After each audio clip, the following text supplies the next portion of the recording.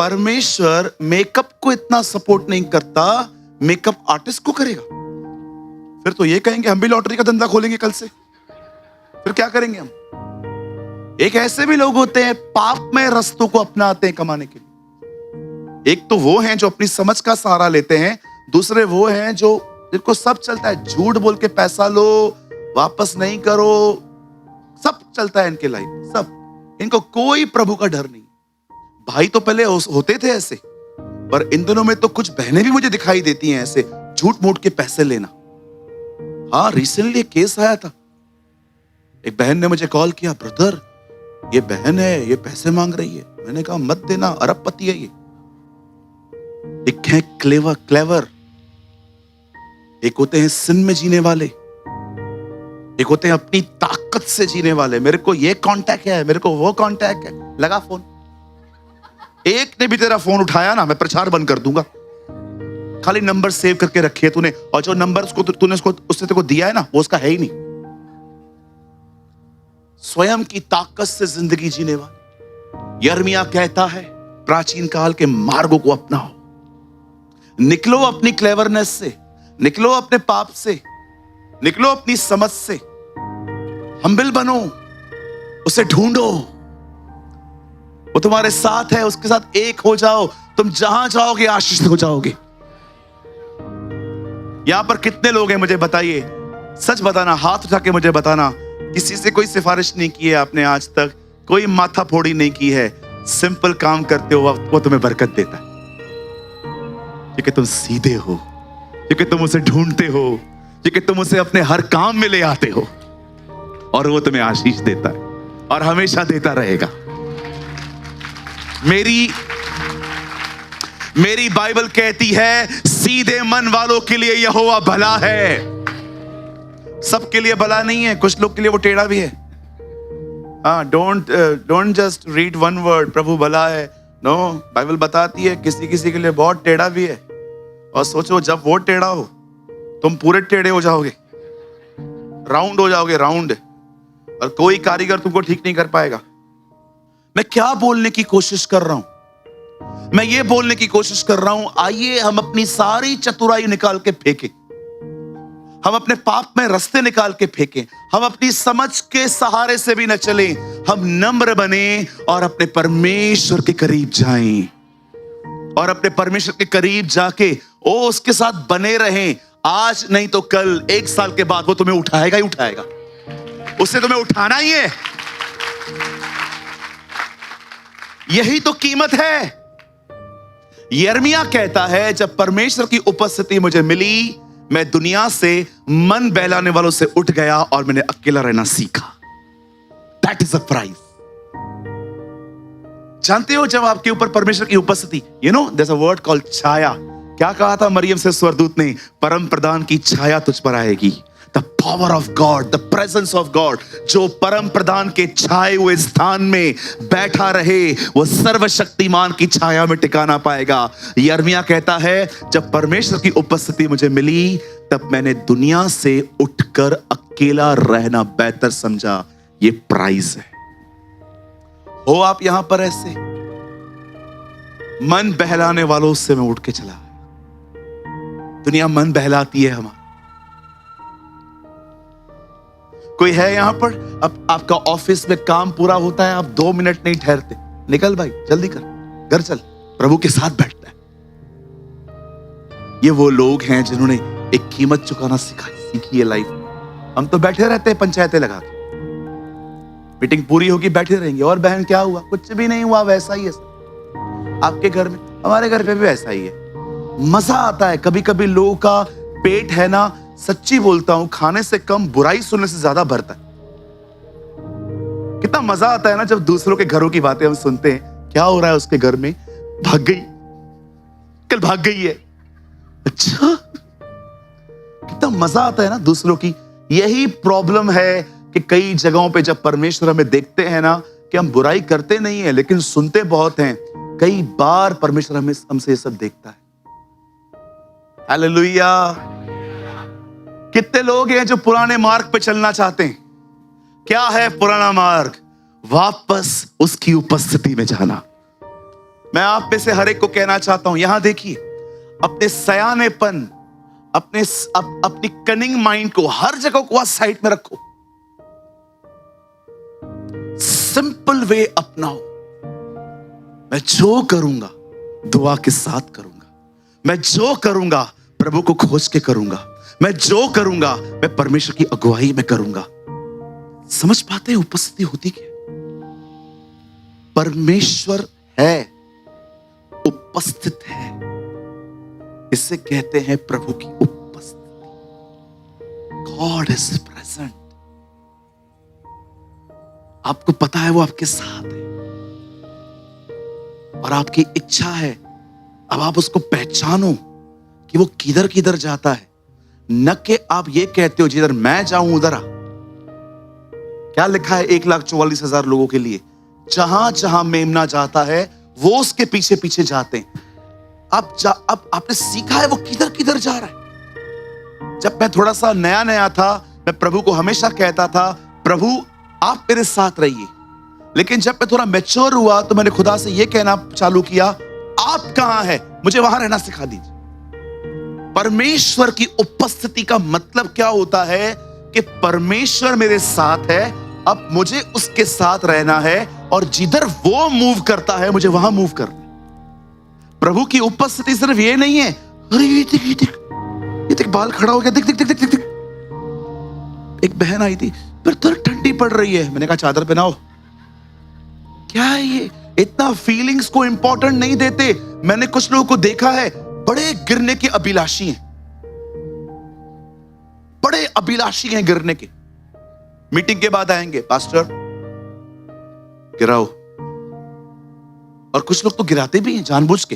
देखो, खुद ब खुद गिरना अलग बात होता है, लेकिन आपको गिरने का शौक क्यों है? नहीं, एक बार तो गिरना है, क्या मिलेगा? स्वभाव तो वही खड़ा है। कहो बाजू वाले को, स्वभाव में गिरना है। कभी कभी क्या करता है कुछ लोग है ना, जानबूझ के गिराते। मैं एक मीटिंग में गया था, एक पास्टर ने मेरे ऊपर हाथ रखा, ऐसा हाथ रखा, जानबूझ के ऐसे कर रहा था। मैंने बोला यार क्या कर रहा है यार, सिंपली प्रे करके घर पे भेजना। मैंने उनको बोला 1 मिनट, हाँ नहीं गिरूंगा। क्या होता क्या है मैं आपको दिखाता हूं। अमन इधर आ बेटा, अभी गिरना 2 मिनट के लिए, इज्जत रखना, इज्जत रख दे। अब देखो मैं इसको गिरा रहा हूं, पकड़ लेना, गिरा था। ऐसे नहीं पकड़ना है, अब मैं इसको गिरा रहा हूं, ये गिर जा। अभी आज सबने देखा,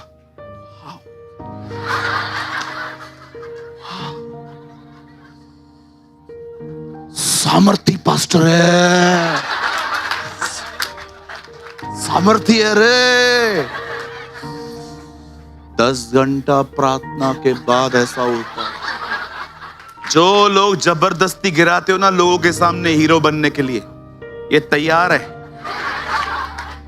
जो दास मेरी इच्छा जानता था और वो नहीं चला, वो मार खाएगा। जो बहुत जानता था बहुत मार खाएगा। तो भाई बाइबल में गिरने का जिक्र नहीं है? बिल्कुल है।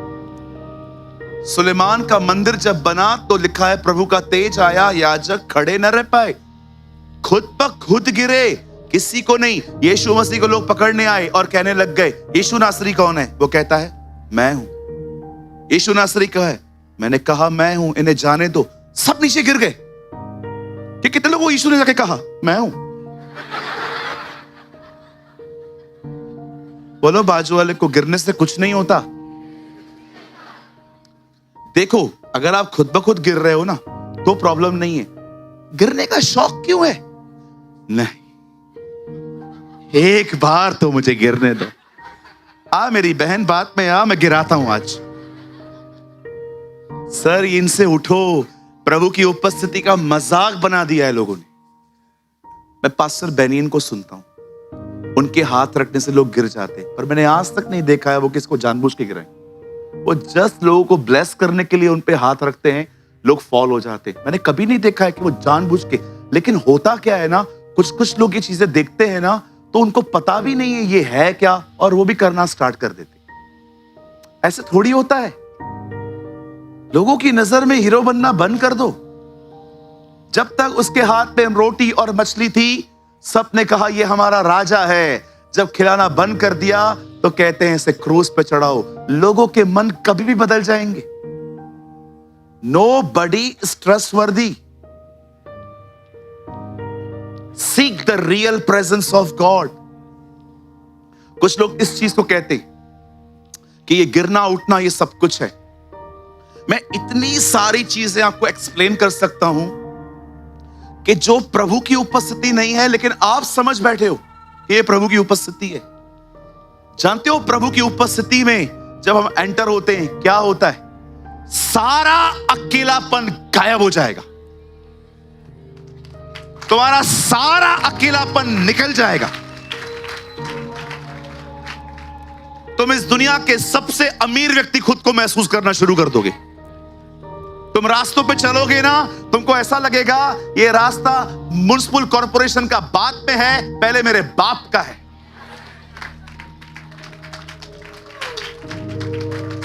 तुम इतने खुश रहोगे, तुम इतने आशीषित रहोगे, तुम्हारे शब्द में जीवन होगा। लिखा है, बाइबल कहती है धर्मी के बोलने से बीमार चंगे हो जाते हैं।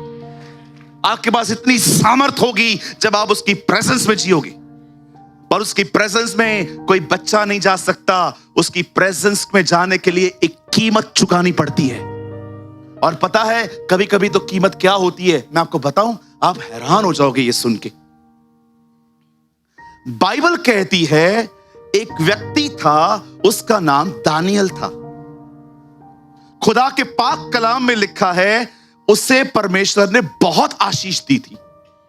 गुलामी में भी वो बॉस की तरह जिंदगी जीता था। जहां पर भी गया वहां पर खुदा ने उसको लिफ्ट किया, उसे उठाया। उसके इतने जलने वाले हो गए थे कि एक दिन उन लोगों ने डिसाइड किया इस आदमी को हटाना है। और उन्होंने राजा को जाके कहा, राजा हमें एक काम करना है, हम चाहते हैं हम तेरे राज्य में 30 दिन तक तेरे सामने झुकते रहें, विनती करते रहें। राजा ने कहा, ओह ये तो बहुत अच्छी बात है, करो। लिखा है पत्र पर हस्ताक्षर हुए कि हर कोई राजा के सामने झुकेगा। और आप जानते हो दानियल एक यहूदी था और वो जानता था व्यवस्था में लिखा है अपने खुदा को छोड़ और किसी का सजदा न कर। आप जानते हो जब ये बात उसे पता चलती है कि हस्ताक्षर हुए हैं, वो क्या करता है? नेक्स्ट वर्ड लिखा है वो अपने घर की कोठरी में गया और प्रार्थना करने लगा। कितने लोग ये देख रहे हैं? उसे पता था कि पत्र पे हस्ताक्षर हुआ है, जान जा सकती है, तो भी चला गया।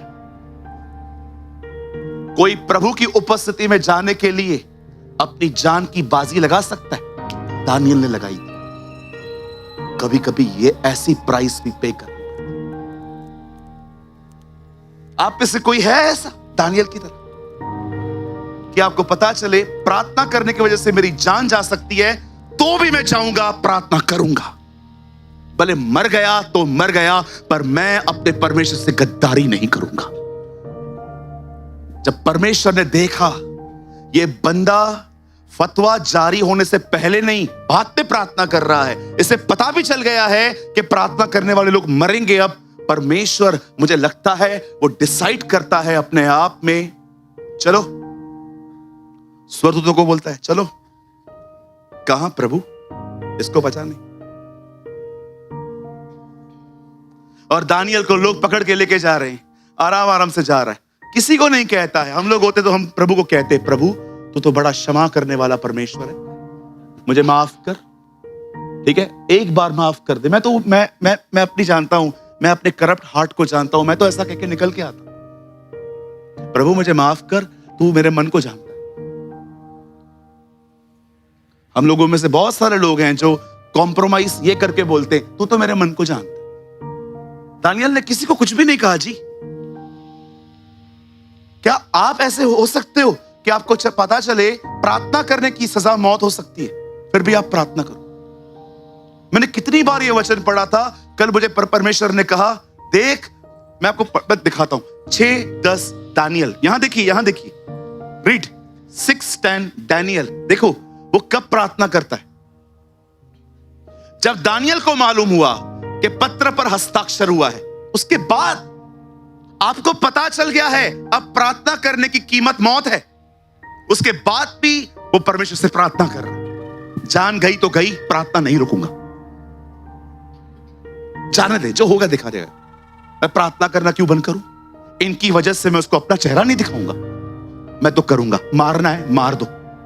और जैसे उसको अरेस्ट किया गया, लेके जा रहे थे, आराम से जा रहा है, वो किसी को नहीं कह रहा है भाई साहब, भाई साहब राजा के पास 1 मिनट लेके चलना, 1 मिनट। राजा के सामने लेके जाते, उसने एक बार भी नहीं कहा होगा राजा सुनना, इतने साल से मैं तुम लोग के लिए कर रहा हूं, बस क्या, ऐसे मत कर रहे प्लीज, बूढ़ा हो रहा हूं। कितने साल का था आपको पता है? 89 ईयर्स का था।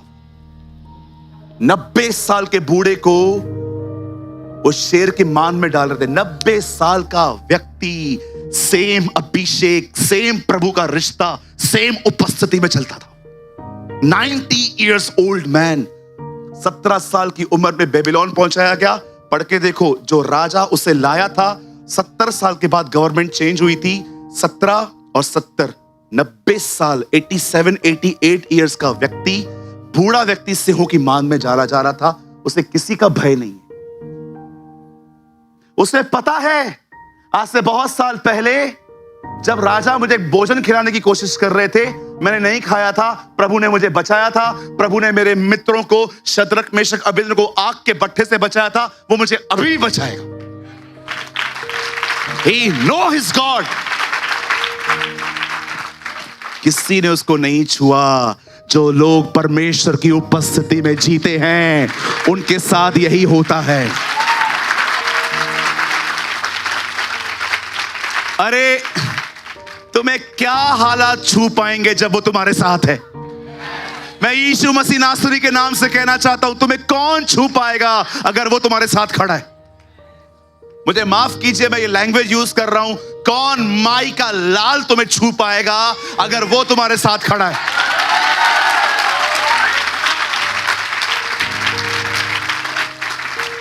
दाऊद कहता है, शहर में बाढ़ आएगी परंतु पानी तुम्हारे घरों तक नहीं पहुंचेगा। कौन तुम्हें कुछ कर पाएगा? आपको पता है हमारी बाइबल क्या कहती है? जो परम प्रधान के छाए हुए स्थान में बैठा रहे, वो सर्वशक्तिमान की छाया में टिकाना पाएगा। मैं प्रभु के विषय में कहूंगा, वो मेरा दृढ़ गढ़ है, वो मेरा परमेश्वर है। मेरे दाहिनी और 1000 गिरेंगे, मेरे बाएं और 10,000 गिरेंगे, परंतु मौत मुझे छू न पाएगी। न मैं मरीज से मरूंगा, न मैं बीमारियों से मरूंगा, क्योंकि परमेश्वर मेरे साथ है।